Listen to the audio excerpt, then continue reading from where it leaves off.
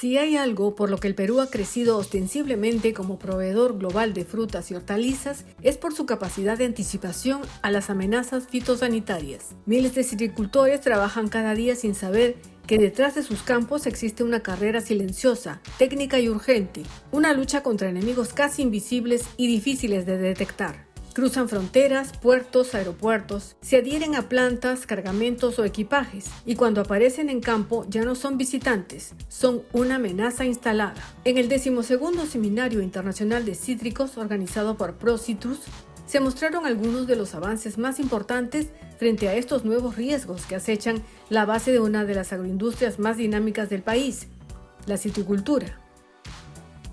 Ahí se reveló algo que suele pasar desapercibido, una suerte de guardianes silenciosos, entomólogos, fitopatólogos, técnicos de campo, que estudian, identifican y se anticipan a las plagas antes de que éstas se conviertan en crisis. Entre los casos más recientes destaca la llegada en el 2023 del Citropis dorsalis, un trips diminuto pero altamente agresivo.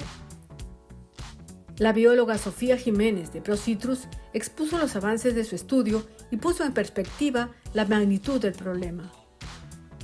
No se trata de una plaga más, señaló. Es altamente polífaga, se reproduce rápidamente, ataca tejidos jóvenes y su daño, el raspado del fruto, compromete directamente la calidad exportable. Es decir, no solo afecta a la planta, afecta al negocio. Lo más relevante no es solo la presencia de la plaga, sino cómo se está respondiendo. A pesar de las limitaciones presupuestarias en el SENASA, se ha logrado articular en un esfuerzo conjunto con el sector privado, particularmente con ProCitrus, para habilitar laboratorios, iniciar estudios biológicos desde cero, identificar hospederos, construir protocolos de monitoreo y manejo. Muchos países reaccionan cuando el problema ya es incontrolable. Perú, en este caso, está intentando entender antes de intervenir.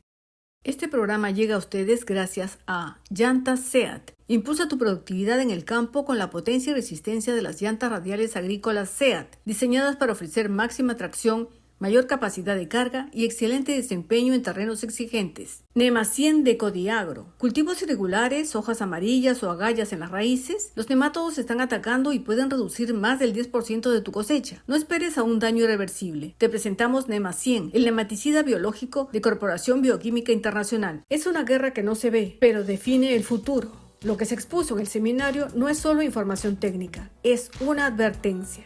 Las plagas que vienen no son como las de antes, son más pequeñas, más adaptables, más difíciles de erradicar y más globalizadas. Y el riesgo ya no es local, es sistémico. Y frente a ello, la única defensa real no es aplicar un pesticida de inmediato, sino algo menos visible, pero más decisivo: conocimiento, coordinación y anticipación.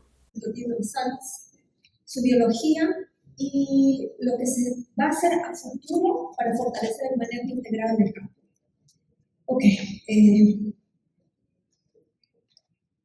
veamos.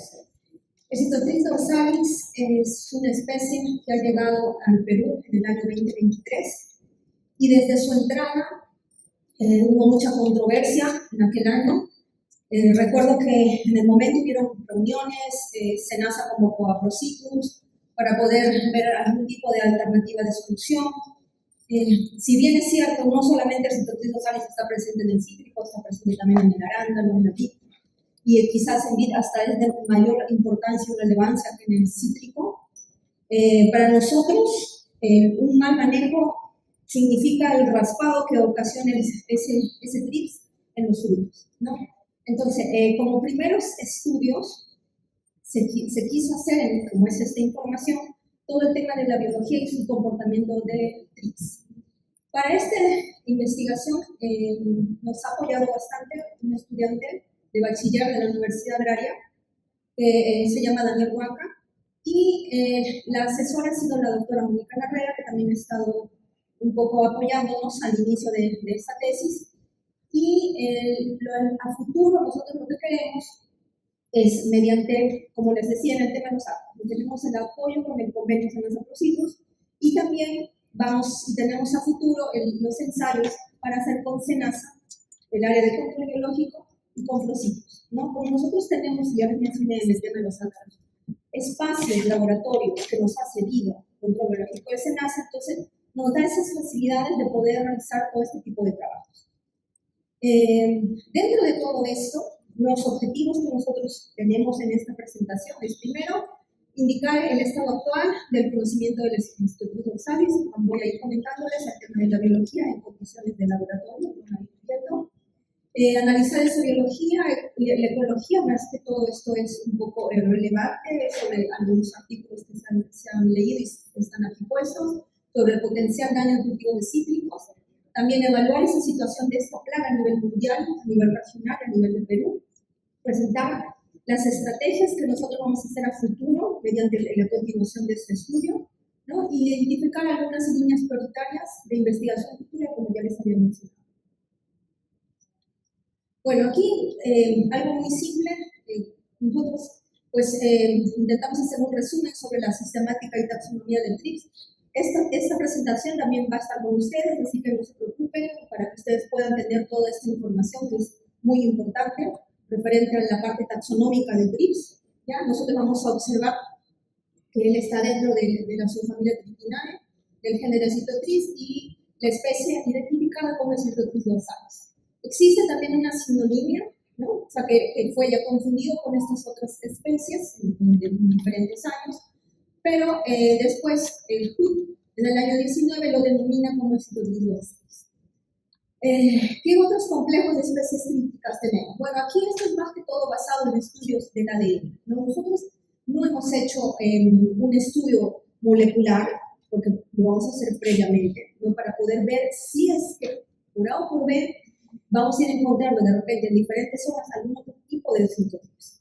Si ustedes un poco observan siempre o monitorean los cítricos en el mundo, el Citotris dorsalis está presente en el Perú y en algunas otras zonas de América del Sur, pero existe otro TRIPS que se llama el Citotris saurandi, que también es tan agresivo como el dorsalis, pero este es llamado el TRIPS africano de los cítricos. No está presente en el Perú, esperemos que tampoco llegue, ¿ya? Pero lamentablemente a veces el hecho de traer plantas y transportarlas, se podría decir de manera ilegal, ¿ya? Hace que este tipo de cosas pueda suceder y sea un problema en el futuro, ¿no? Entonces siempre hay que tener un poco de cuidado con lo que vamos a traer de fuera, ¿ya?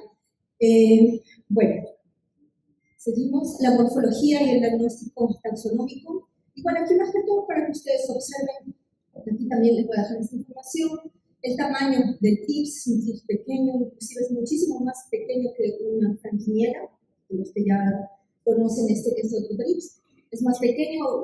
Una de las cosas que se observa mucho es esa movilidad que tiene, él es muchísimo más rápido que otro TRIPS que nosotros podemos encontrar en el cítrico. Y siempre las hembras, en el caso del dimorfismo sexual, las hembras siempre van a ser de mayor tamaño que los machos, ¿no? Las hembras también van a ser, en cuanto a coloración, más oscuras que los machos, ¿no? Y el abdomen arredondado que ellas presentan, pues producto de que ellas están cargando los huevos, ¿no? Por eso esta forma arredondada que presenta. Aquí un poco para que ustedes también tengan de la literatura las diferencias de los citotrips, ¿no? Para que lo tengan y lo puedan después ir leyendo.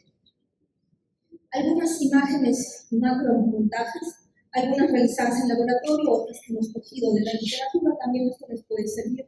Las diferencias que puede caracterizar este TRIPS, como la Z-oxena, ¿no? Muy propia del TRIPS.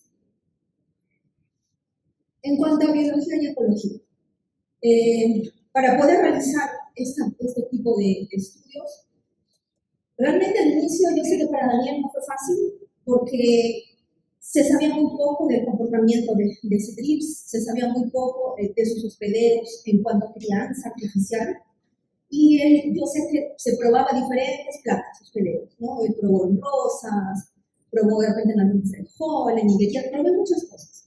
Y lo que le funcionó en ese momento fue el tema de las habas, ¿no?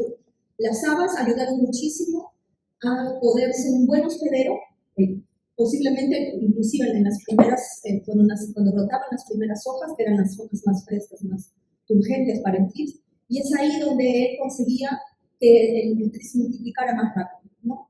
El tema de tener las habas era un tema constante.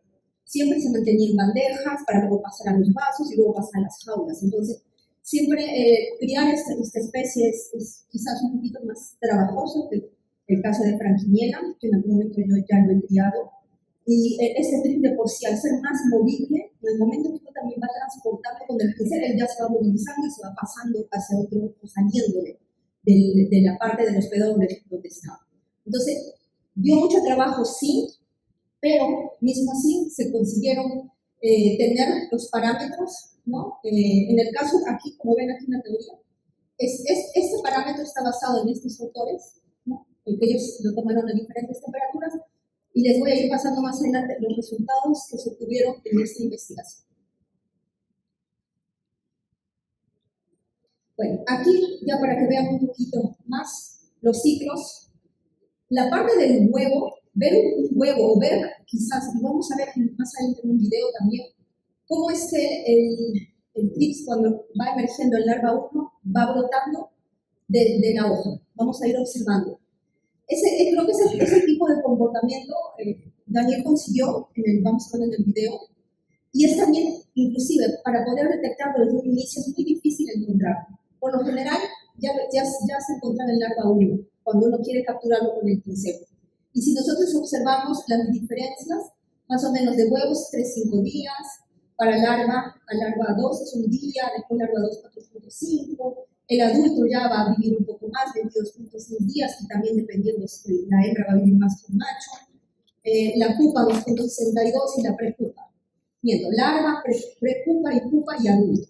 Si ustedes observan aquí, diferencias entre hembras y machos. Hembras mayores, de tamaños mayores, esa coloración más oscura a la de un macho. El macho siempre es más pequeño. La sobrevivencia invernal y la diapausa. Eso también es quizás son puntos claves para que el trips se adapte. Las temperaturas que se usaron en el laboratorio, y aquí les voy a mencionar, están, bueno, aquí para que primero antes de nada observen en los estadios inmaduros. Esto ya es lo que se obtuvo en el laboratorio. Van a observar un día, larva 1 un día, larva 2 4.5 días, la prepupa 1.1 días, la pupa 2.62 días. ¿No? Las temperaturas que se han usado, ahorita las vamos a ver, pero aquí también hay algo que quería que ustedes observen, la longevidad de los citotrips, ¿no? Siempre los machos con 17 a 18 días en promedio, las hembras siempre son las que viven mucho más, de 27 a 29 días, y por lo general ellas son las que van a vivir entre 8 y 10 días más que los machos. En cuanto a distribución, los machos presentan valores concentrados de 10 y 26 días, y las hembras, como les mencioné, de 15 a 40 días. Es mucho mayor. Aquí podemos ver inclusive este tipo de diferencias entre una hembra y un macho. La proporción sexual, también importante, tanto la sexual como la asexual, ¿no? Igualito, lo que se quiso aquí hacer es observar la proporción de machos por generación, ¿no?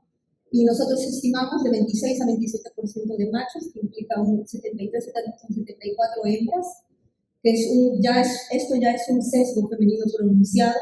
Y en cuanto a la reproducción asexual, ¿ya? Que es la producción partenogénica de machos, que fue realmente en este caso más alta, fue más estable, ¿no? Con una mediana cerca de 95 machos por hembra virgen. Cuando nosotros hablamos de partenogenética, hablamos más que todo referido a mayor producción de machos o mayor producción de hembras. En este caso fue dirigido más hacia la mayor producción de machos. Esto también, en literatura que encontramos esta información, puede también tener una variabilidad en cuanto a temperatura, humedad, luz, porque ellos también son muy susceptibles y sensibles a la luz. Entonces, todas esas características podrían hasta influir. Aquí, un poco para mostrarles lo que les mencionaba, las temperaturas que fueron trabajadas en el laboratorio, que fueron de 23.7 grados y de 56.7 a 63% de humedad. Esta es la media que se obtuvo en condiciones de laboratorio. Entonces, fueron temperaturas elevadas, ¿no? Y este gráfico que ustedes ven es solamente una imagen de otro artículo.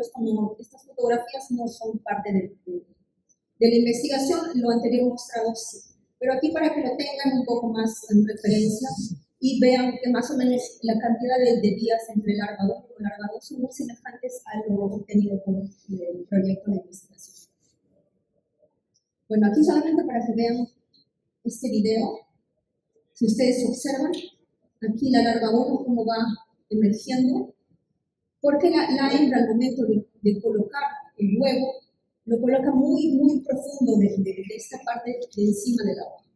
Entonces, aquí Daniel consiguió esta toma, ¿no? Y ustedes ven cómo larva 1 va emergiendo. Para él era muy difícil encontrar los huevos, porque estaban como que muy, muy escondidos. Vamos a volver a verlo.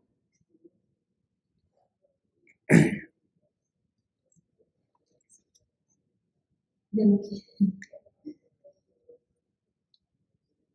Bueno, la idea, ahí. Aquí pueden observar cómo va apareciendo, ¿no? Nosotros hubiésemos querido realmente obtener este tipo de imágenes en el estereoscopio que tenemos, que es un estereoscopio con cámara, ¿no?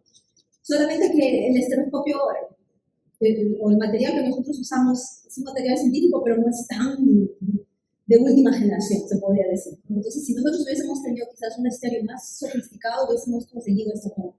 En ese caso, René consiguió esa toma mediante el uso del celular. Entonces, por eso se ve como una distorsión. Pero consiguió esa toma, que no es nada fácil observarla, ¿no? A veces es muy rápido el momento que van emergiendo y cuando quieras grabar, lo perdiste.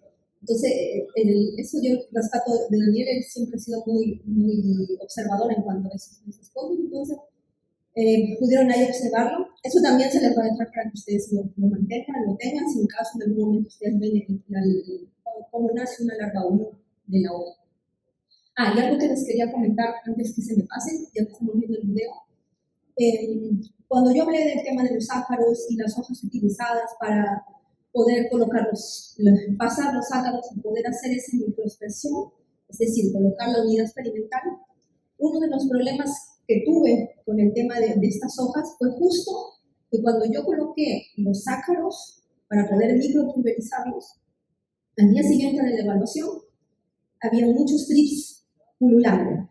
En el momento que yo coloqué la hoja, eso no había. Entonces, lo más seguro es que esas hojas ya venían ya con las posturas y casi ya con la emergencia de sus trips. Ya uno, con tanto observarlo, ya reconoce que son dorsales, por el movimiento, por la rapidez, por el tamaño. Entonces, ellos están realmente de esa forma apareciendo. Si ustedes en algún momento tienen curiosidad, lo digo porque a veces uno quiere un poco conocer más lo que tiene en su campo. Si quisieran observar así, cojan las hojas, como ustedes pueden observar que podría tener trips, coloquen igual en un algodón, en algún plástico, en alguna placa, coloquen la hoja a la inversa, lo sellan alrededor con un poco de algodón humedecido y eso lo mantiene húmedo y van a ir observando cómo van los trips apareciendo. Entonces es una forma también de poder detectarlos. Y eso yo lo vine a observar por ese ensayo que se realizó. Entonces son observaciones que a mí siempre me gusta compartirlas para que ustedes también puedan ver lo que hay en su campo. No necesariamente es fácil observarlos, ellos tienen una movilidad muy rápida, porque al momento que uno entra y quiere ver en la planta, a veces uno dice, ahí está, y ya lo ves, pero ya se fue, ya corrió. Pero en ese tipo de detección, como les explico, con la hoja a la inversa, colocando el sello del algodón, van a poder ver que van a ir apareciendo. Entonces es una forma que realmente uno cuando a veces hace este tipo de investigaciones va observando y hay que compartirlo para que ustedes lo tengan presente. Bueno, sigamos. El espectro de hospederos y especialización, pues aquí como les mencionaba, para Daniel no fue fácil poder encontrar el hospedero idóneo, ¿no? Inclusive al inicio, para este estudio nos decían, pero ¿por qué no trabajas con el mismo cítrico? ¿No? Pero eso para nosotros era imposible. ¿Por qué? El cítrico, primeramente, si yo quería mantener mi trips, necesitaba tener mi brote tierno siempre. El cítrico no da el brote tierno siempre. Entonces de nada me servía tener mis macequitas, podarlo y esperar hasta que crezca el brote y recién pasar el trips. No, porque el trips una vez que ya va secando la planta, el trips ya se fue, ya desapareció. Entonces lo que nosotros necesitamos era una planta que siempre se mantenga turgente, justo para el trip, y para que ellos se consigan alimentar y se consigan reproducir. Y el que se prestó mucho para eso fue las habas, ¿no? Entonces, siempre me acuerdo que el que nos hacía esa consulta era siempre Donaldo, del equipo técnico, usted lo conoce, y él decía, pero ¿por qué no en cítrico? No se puede, es imposible hacerlo en cítrico. En cítrico lo podemos ya poner en práctica en el campo, pero para hacer una investigación de este tipo no funciona. Entonces, son las habas las que realmente apoyaron a ese estudio y ahí está dentro de la familia Fabaceae. Pero la literatura también menciona estas otras familias donde ellos han conseguido hacer esos ensayos, ¿no? Entonces, hay varias alternativas, pero un ejemplo, en el caso de las rosáceas, ellos son los ensayos y no funcionó. Entonces, las habas fueron las que realmente apoyaron y ayudaron a poder obtener esa biología, ¿no?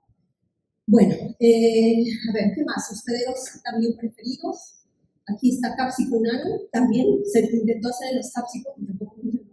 Entonces, bueno, quizás posiblemente en el momento la temperatura no favoreció, la humedad no favoreció, pero sí se intentaron hacer en varias plantas, ¿no? Bueno, sigamos.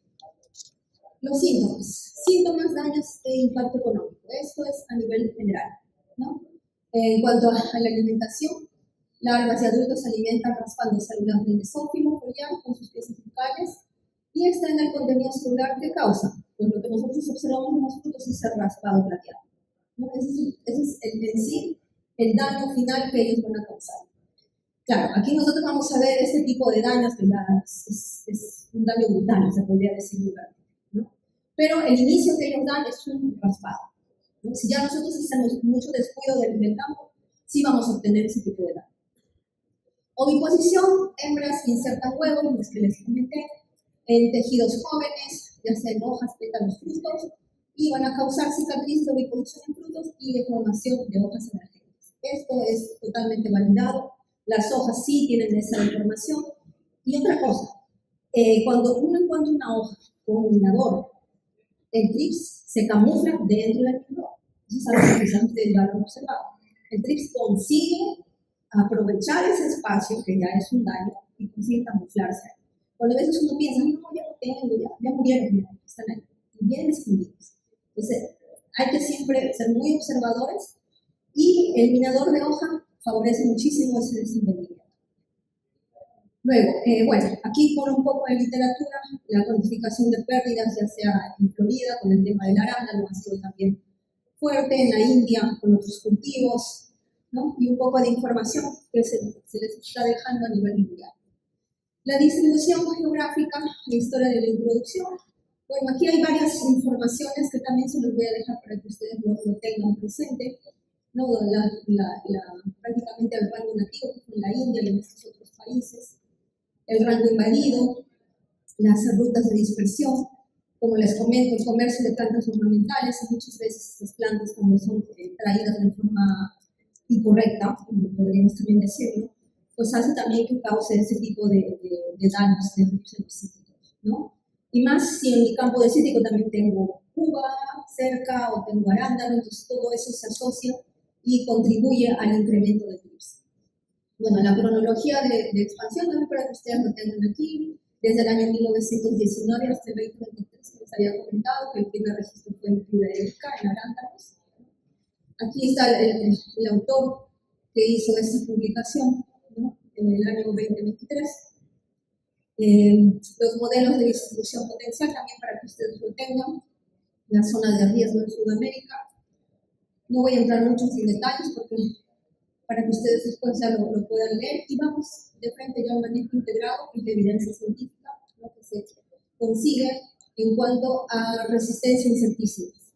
Bueno, es bien visto que ya el Instituto de González desarrolló ya un tema de resistencia a múltiples químicos, ¿no? Y esto lo hemos observado recurrentemente en el campo, no solamente en el cítrico, sino en los otros cultivos, y resistencias que ya son confirmadas con el caso de piretroides, neonicotinoides, yamidas, espinicidas, y toda esta gama de resistencias, ¿no? Que se ha ido dando, y aquí está inclusive la validación de los trabajos que se rescatan para poder validar todo esto. En cuanto a monitoreo de resistencia, algunos bioensayos también ya que se han realizado de toxicidad, lo que les mencionaba de los métodos moleculares.